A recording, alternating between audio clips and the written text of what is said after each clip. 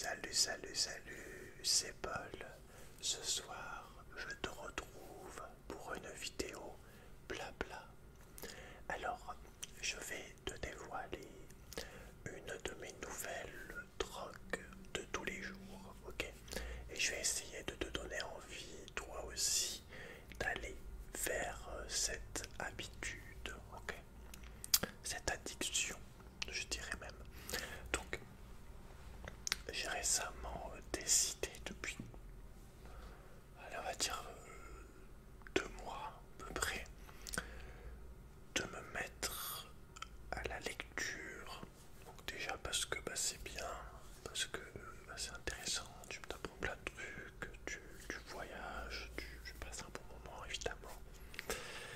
Il y a énormément de trucs différents, il y en a pour tous les goûts quoi. Et aussi, à côté, ça permet également d'arrêter d'être sur son portable. Voilà, j'essaie vraiment de bannir de ma vie le portable parce qu'on est tout le temps dessus. On perd du temps, on regarde des trucs débiles, voilà, type Facebook, TikTok, même YouTube.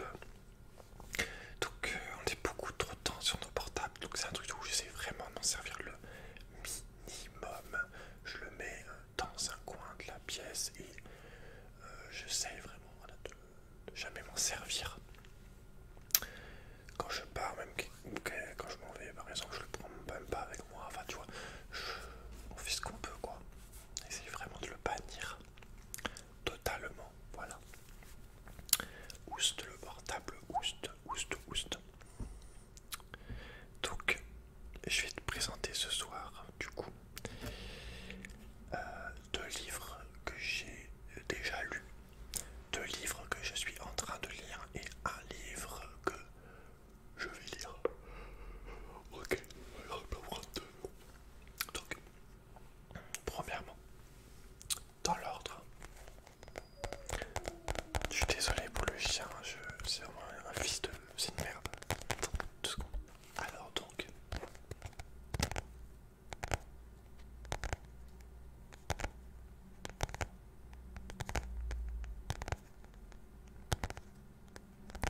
premier livre, Les rats.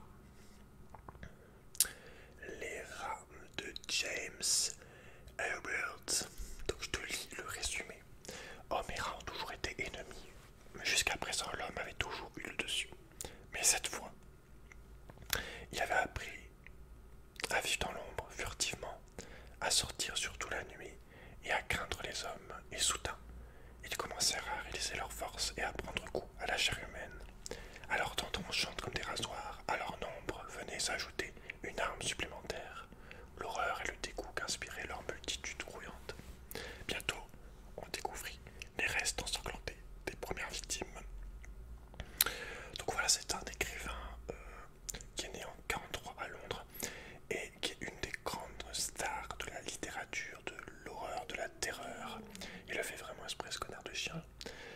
Donc voilà, c'est une trilogie, donc j'ai fini le tome 1.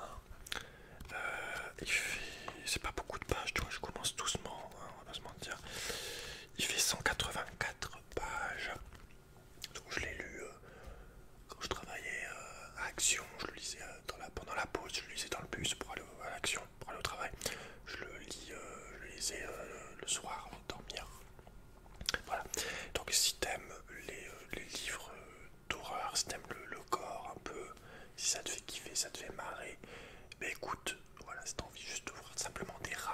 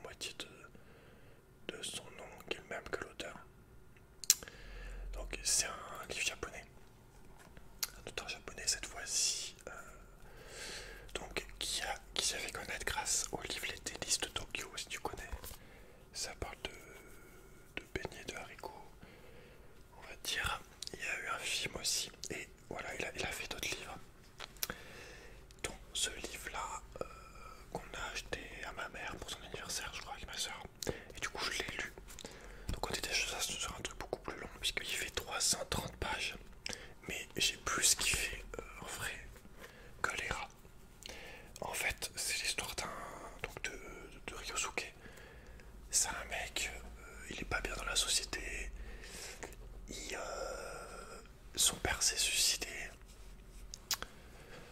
Et lui aussi, il a des pulsions suicidaires. Il a envie de mettre fin à ses jours, il a envie de se tuer. Et voilà, ça commence en gros, il a été viré de son travail. Et il sait pas quoi faire de sa vie.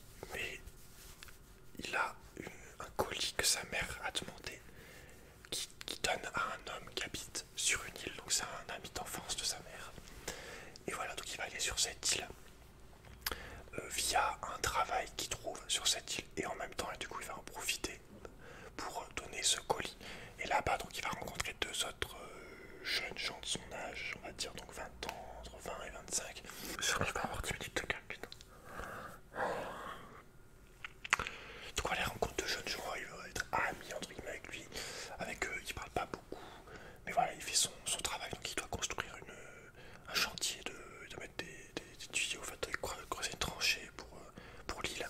Que c'est vraiment une île éloignée où il y a des habitants dessus qui ont leur culture, qui ont leur tradition, qui sont un peu racistes avec les nouveaux arrivants, souvent avec ceux qui viennent de Tokyo, qui viennent de la ville, quoi, qui viennent pas de leur île, tout simplement. Et donc voilà, il va apprendre à vivre sur cette île-là. Et il va se donner un objectif, en fait, tout bête, qui est de faire du fromage de chèvre. Donc voilà, ça parle quand même aussi un petit peu beaucoup assez de fromage, donc ça parle un peu de la France en même temps. Enfin, il y a souvent des clins d'œil à la France, enfin, voilà,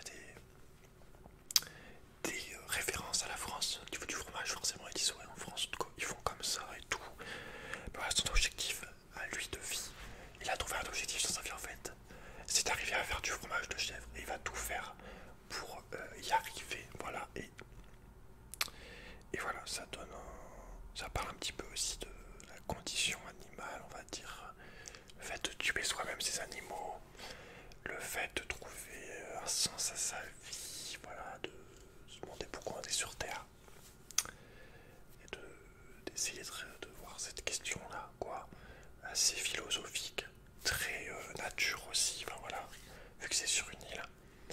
Moi, voilà, j'avais vraiment l'impression d'être sur l'île avec, et t'avais un petit peu des images dans la tête qui te venaient, tu sais, de forêt, de grottes, de falaises, tu vois, de plages, de tempêtes, quand il y a une tempête, enfin bref, tu vois, c'est en termes d'imagination et d'ambiance, j'ai quand même plus kiffé ça que les rats. Les rats, c'est juste marrant, mais je pense les rats sur 1000 pages, ça me gaverait. Par contre là, plus de suspense au niveau des personnages, voilà, ça n'a rien à voir, et je préfère largement, voilà. Donc si tu veux, vraiment pas mal, le rêve de Ryusuke. Voilà le prix de la vie humaine comme animal. Question, jusqu'où nous sommes prêts pour réaliser nos désirs. Avec les chèvres sauvages. Donc maintenant, on part sur un truc qui a rien à voir, frérot. Mais je suis très content d'avoir la forteresse du Chondron Noir de Bob Lennon. Vous êtes Billy.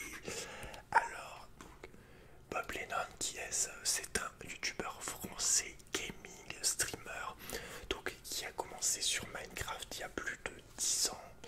Et après qui s'est fait connaître, notamment, même si c'était déjà connu quand même, il s'est fait connaître grâce à ses let's play, donc à ses vidéos, petites vidéos YouTube de 15 minutes à peu près, sur Skyrim. Donc voilà, youtubeur français qui a réussi à écrire un livre.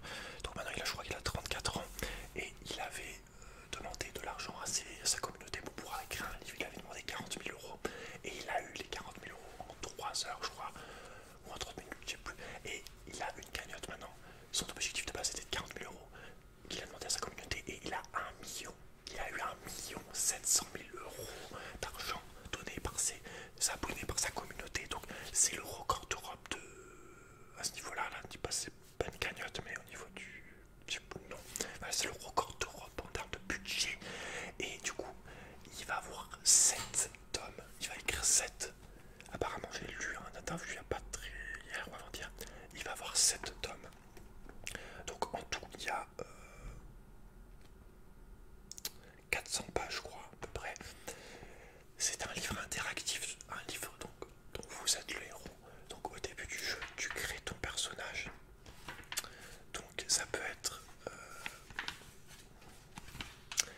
fait un guerrier, un paysan, un débrouillard, un prudent et voilà, c'est à peu près tout. Donc moi j'ai un guerrier, donc tu choisis après, enfin d'abord tu choisis tes équipements, donc t'as un peu des armes, t'as des outils et t'as des objets classiques. Donc ouais, genre une cotte de maille, une marmite, un couteau, un sac de graines, genre une corde pour escalader, donc des armes, une épée, une lance, une massue, une arc. Donc voilà, selon ce que tu choisis, tu deviens ta classe. Donc moi je suis un guerrier et en fait tu vas avancer dans l'histoire. Donc il faut que tu te réveilles en fait, t'es un paysan. Seulement la peste a tout dévasté, toute ta famille est morte et il reste que ton oncle qui te dit bon écoute, il n'y a plus rien qui te retient en gros, pars à l'aventure quoi, va-t'en de la ferme, pars, il n'y a plus rien ici qui te retient, c'est le moment de créer ton aventure. Et là, et il te dit va à cette auberge, voilà, ça commence comme ça, faut que tu ailles à cette ville, à cette auberge. Et à partir de là, bah, tu rencontres le bureau barbare, voilà. Donc, ceux qui connaissent Bob Lennon, voilà, savent. Et bah, tu fais ton aventure, donc tu avances à travers les contrées, t'explores, tu rencontres des monstres. Donc quand tu rencontres un monstre, tu te bats avec. Donc selon tes statistiques, selon tes armes, selon ta classe, et tu lances des dés en fait pour faire le combat. Donc il y a des règles au niveau de l'avantage, combien tu lui fais de dégâts, combien lui tu prends de dégâts, selon ton armure, selon ton habilité. Et bah, si tu le bats, tant mieux, tu continues l'histoire, t'avances. Donc tu choisis les pages par exemple. Aller en page, si vous voulez aller là, enfin il te fait faire des choix quoi. Par exemple voilà, si vous souhaitez aller au quartier des commerçants, allez en page 584. En gros, si vous souhaitez aller explorer la rue, allez en 512. Ou si vous voulez vous rendre au quartier insalubre, allez en 157. Ou aller en tour des marges en 64. Et selon ça, tu tombes sur des situations plus ou moins différentes. Donc il y a des petites énigmes, il peut avoir des combats, donc voilà, à faire. Si tu bats le mec, bah, souvent tu récupères des objets dessus. Et bah, si tu le bats, tant mieux. Et si tu le bats pas, que tu meurs, et bah tu as perdu et tu recommences le livre depuis le début. Sauf si c'est un combat spécial, il y a écrit que vous ne pourrez pas. Mais voilà, généralement tu meurs quand tu perds un combat et tu recommences du début. Donc ça fout une pression énorme. Je passe beaucoup de temps sur ce livre en ce moment. Je pense que j'ai quasiment fini le livre. J'en suis au dernier chapitre. J'ai tué les trois, en gros les trois grands, je te spoil par contre, hein. J'ai tué les trois généraux du grand méchant du livre. Donc il reste que le grand méchant. Donc j'espère que je vais y arriver. Après sans faire esprit, j'ai vu sa fiche de monstre et j'ai vu qu'il était assez fort. Donc on va voir comment ça se passe selon les infos que j'ai débloquées, selon tout ce que j'ai trouvé dans mon aventure. J'espère que je vais réussir à le battre et enfin arriver à finir ce livre. Et voilà, tu passes beaucoup de temps dessus. C'est interactif, donc tu t'amuses et en même temps tu as énormément la pression. Moi je sais que j'ai la pression à chaque page. Je me dis putain, je vais crever là. Tu lances tes dés, donc ça se joue au dés hein, pour les combats ou pour certains choix. Tu lances tes dés et selon tes stats, les stats de l'adversaire, la situation, le monstre, etc. Et bah ça fait les points de dégâts, savoir si tu tues ou non l'adversaire avec un peu d'aléatoire. Ok. Donc voilà, si tu veux un livre où tu t'amuses, où tu joues en direct, achète-le. Franchement, ça fait plaisir d'avoir un livre fait par un youtubeur comme ça. Un vrai youtubeur bien stylé qui mérite. Et voilà, moi j'achèterai tous ces livres jaune, trop noir. Enfin, j'achèterai tous ces livres. Vous êtes le